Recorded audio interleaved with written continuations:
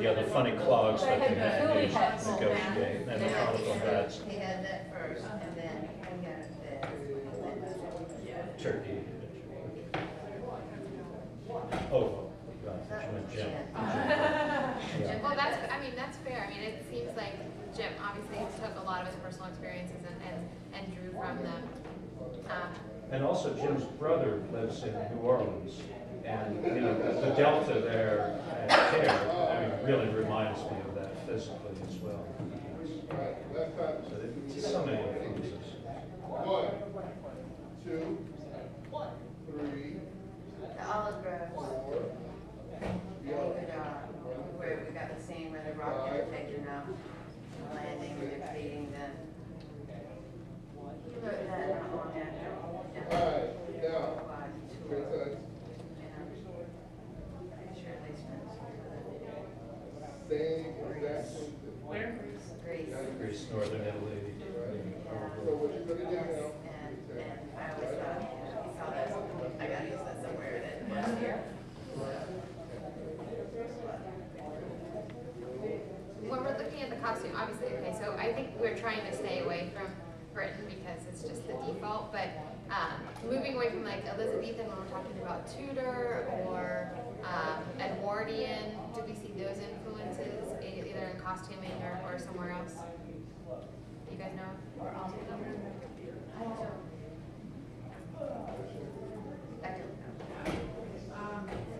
The Andor, when comparing historical costumes, probably has one of the earliest periods that compares to our modern world, because their costume, rather than being 17th, 18th, 19th century, it's more 15th century England, in particular the Tudor period, where with the square necklines, the big difference is they have fitted sleeves rather than the really full sleeves that you would see on, like Anne Boleyn.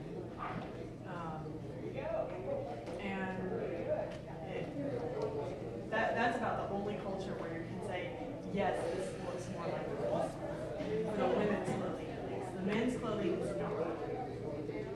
There's sort of a disconnect there. The women's clothing is an earlier period of women's clothing. Would you want to talk a little bit about the men's clothing? The men's clothing is more, you're into the 17th and 18th century with the full coats, the proper breeches, because Elizabethan England, they were wearing doublets and hose, and that's totally not what, So, and they had proper shirts and all that sort of thing, much more recognisable to modern men as acceptable clothing. They probably wince at the thought of trotting around in tights. And that's one of the things that really pushes the entire Wheel of Time period to a later historical era, is the fact that the men's clothing is so identifiable. But there's a lot of good women's clothing too. Yeah. Like in Candor, they're swanning around in Regency dresses with the little belts up under the bosom. And, and the sort of skin. The noble women are. The country women are wearing culottes, basically.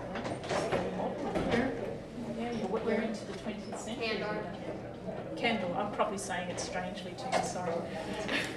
That's one that really springs to mind. The pulling up of the skirts in Abu Dhar, that's 1800s. I think I came across that, yes. The neckline that goes down is, that's from Syria. The long, narrow neckline that the commoner women, the keyhole one I think is, the keyhole neckline that the nobles women wear in Abu Dhar. I think that's Jim's. Yeah. That's just nice, sexy stuff. Yeah.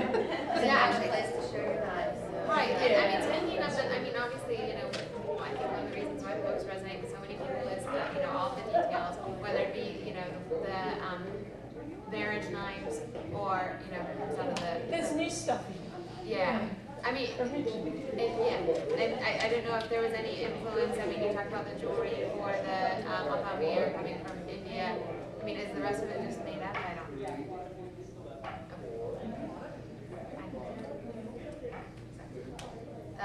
Back to not necessarily Indian, but the sea folk, a lot of their stuff is a lot further along than everybody else. All of their craft come from mid-18th century on up. For instance, and actually even all of the sailing craft and all of the Wheel of Time are quite late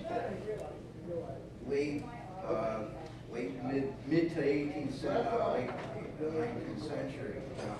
Obviously the swords were based on the clipper ships that came out of the United States and Britain in the 1870s. But there are other crafts like the darters. They came from like the Baltimore clippers a little bit earlier in the 1830s and 1840s. And even I would object to that. Long before that, I mean, I don't know a lot about it, but I remember the Cossacks from Ukraine had a vessel called the Seagull that could get across the Black Sea to make raids on Turkey, Istanbul, in a matter of a couple of days. It was preposterous how fast these vessels went. right. And they had a narrow beam and sail and oar power. And reading some of the passages on that, that would come to mind. And that we're talking 16th century to 17th century. But those vessels that you're talking about were Latine rigged rather than fore and aft rigged, and with like a brigantine rig, like what there's described directly in the books. You've lost everyone. I know. How many people know what's going on right now? I know the terminology. But I'm intrigued. Please. But anyway, also their costuming was very much like the pirates of the Corsican Mediterranean coast. So voluminous pants with well, actually blouses and shirts, very free flow, which is makes sense because it's a standard working type of environment. Of course, the voluminous pants also came again from the steppes, riding horses. Now it's very practical to have the boots tucked into these blousy pants. Come all the way back to the Parthians. Sure. Yeah, cultures bring these things up again and again from the practicality of it because they work.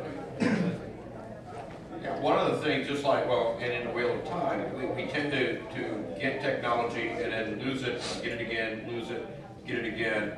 Siegecraft is one of the interesting things. We forgot how to do it. I mean, it would seem like, well, how could you forget how to attack a walled city? But they did.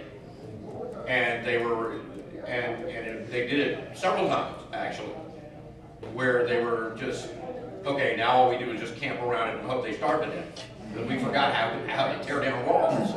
You know, it seems silly, but actually, historically, that's what happened. Yeah. So relating that back to the books, I mean, we haven't really talked about weaponry, and that's a great point. I mean, if anybody can share anything, like, obviously, you know, cannon is right there. But I mean, how do you see specifically Jim blending, historical weaponry influences within his magic system and making that work? Or, how do you see the influences for his boundary information? I don't know, like just how he's approaching weaponry, especially with his personal history.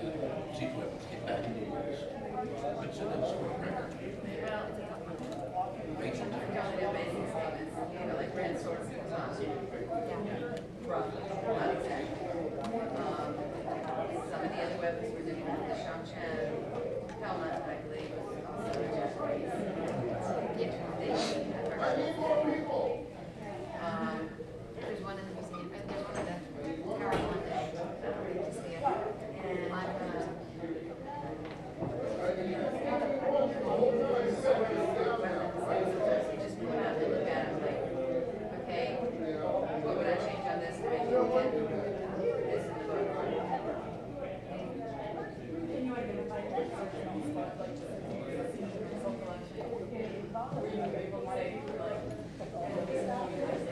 Speak up.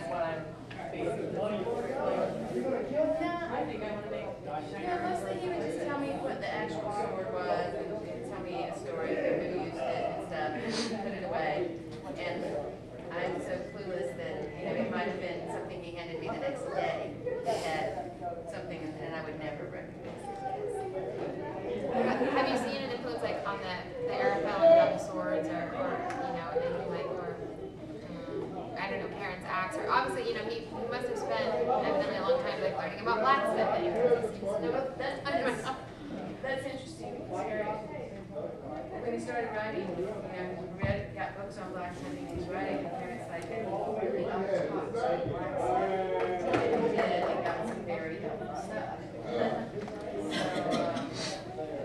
Did you know Bell founder, or It was interesting. Our business was, we had a library, and it's semi-organized, not really. But the books he used most, he had shelves, and there were books all about horses. On birds, on trees, on insects, on architecture. The art of war. The art of war, that's what I was trying to get. Masonic rites. A lot of Masonic rites and witchcraft, demonology. Art of the samurai. Broad interest, you get that idea? Just pull stuff down and start looking, and occasionally, he couldn't find what he wanted, and he would, call me and say, this is what it is, but the bread. I need to know exactly what it was in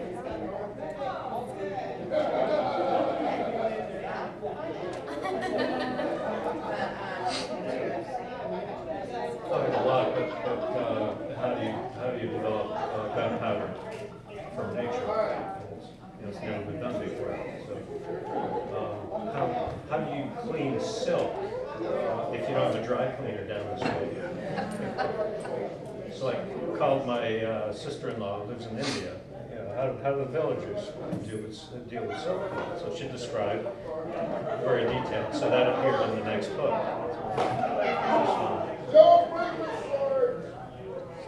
purple was first, and then yellow the next. Can you tell me more costume-wise about that?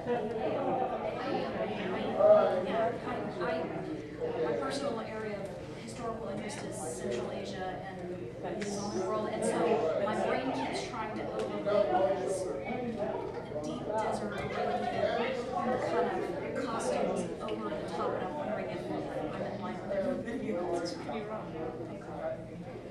And there was There is the coat and trousers is from the steps, but yeah, they've got the veils and it's in a general way. No, it's tight like the steps, but they've got all Except for yeah, that's more. That's actually Indian, isn't it? American Indian. Yeah, we wear that sort of the women's clothing. Apache. Yes, well, Yeah, whatever. but yeah. And the shoes, the skirt that they wear, is there any, I haven't read all the books yet, I'm working on it, is there any indication of what shape that scarf is? I mean, it just says scarf, but. It just says lines. It doesn't Yeah, I think it's just, Narrow just big. probably. I wouldn't say any less narrow than this, really, because you have to be able to get a route. You have to have a route from red and get, Yeah, so actually that's, IEL is not my area, but whenever they, when they cover their faces, it feels like they go like this and they're done. Like, is there a hook? How are they doing it? There's some draping and all of that. It's not just to deal with covering face for identity, but also consider like the That looks like the graphic novel. So you think they're just pulling it up and they're done? no, there's a separate piece, but for our purposes. Okay. Maybe they've got little strings around here.